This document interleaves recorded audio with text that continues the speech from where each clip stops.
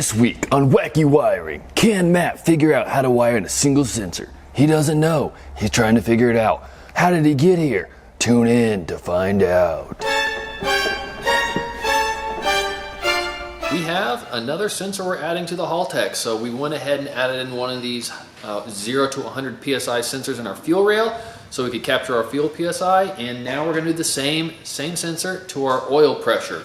The K24 or K20 harness, depending on which one you got, comes with a pressure switch, not necessarily an accurate sensor. So we thought, we already know how to use this one. Let's use it again. Let's get it in the oil so we have all our safety parameters checked. Here I'm going to show you a little quick tip on how to wire in a 5-volt sensor to your Halltech. So most 5-volt sensors are pretty much the same layout. You're going to do a 5-volt output from your Halltech and a sensor ground output from your Halltech as well. Those are relatively shared throughout all the sensors in the Halltech, not multiple inputs and outputs for that. But for the sensor itself, you're going to wire in basically the 5-volt, the ground, and the sensor based off of your chart for your input. We'll flash the chart on the screen. For these pressure sensors, we're going to use the AVI input. The Halltech has 10 different inputs for this. You can choose any one. They all work the same.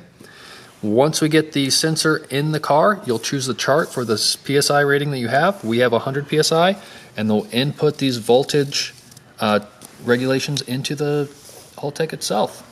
For these 3-wire 5-volt sensors, what it's going to do is going to take your 5-volt in and your ground and send a signal back and forth between 0 and 5 volts to the actual signal or reference wire to the Halltech for it to work.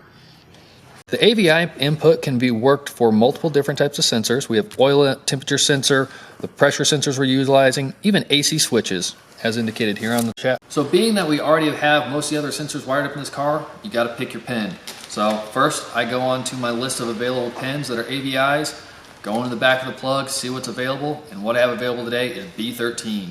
The best way to pick your pin is to pull the data chart off of Halltech itself that does a whole pinout on the 34 and the 26 plug, A and B, and it'll do a breakdown of what individual pin does and whether it's an AVI or an SPI or DPO input. That'll make it easiest to help select your pin for the plug.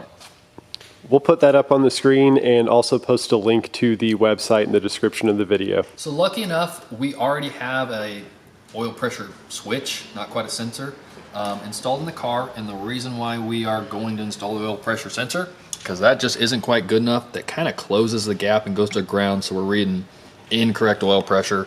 So the good news is I don't have to repin the Halltech specifically, but I do have to pin it in this plug. So first thing to do is get brave and snip it. But what I'm going to do is, hopefully a favor to myself in some way, is snip it up here where I have a little room to work with. McDonald's color, yellow and red. And there's no going back now. Since we already wired in the fuel pressure sensor, I'm just going to go ahead and piggyback off that work and use the 5-volt and the ground that we previously used.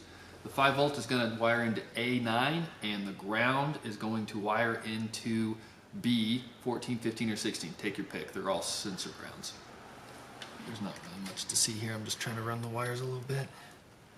Twist your wires to lock them into place. The best that your fingers can do. All right.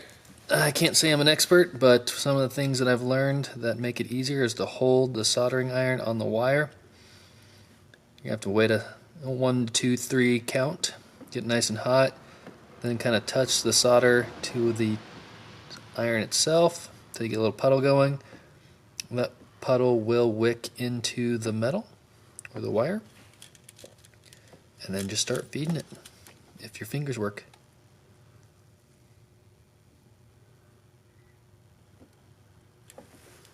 You got a nice solder bubble going on the bottom there.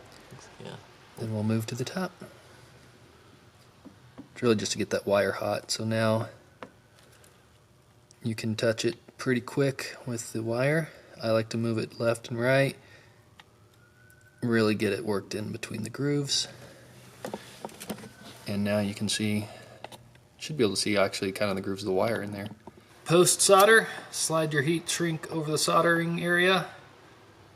Take a lighter, heat it up, shrink it down.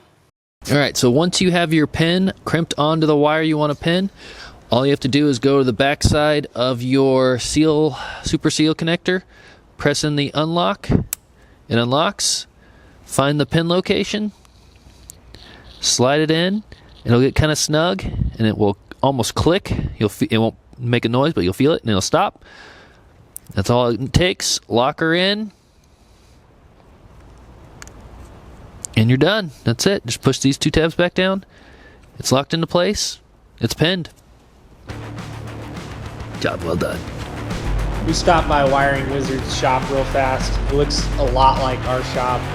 But it's Identical. not the exact same thing at all. I tried to get as many of the banners as they had so that it's real easy for shooting access so that it doesn't make it confusing for the folks watching. I soldered this wire above this hose. Oh man. So when we take the wiring harness out, I either need to snip this wire or... But we've had no problem letting out the coolant. It's not a problem for now. Just keep on trucking that.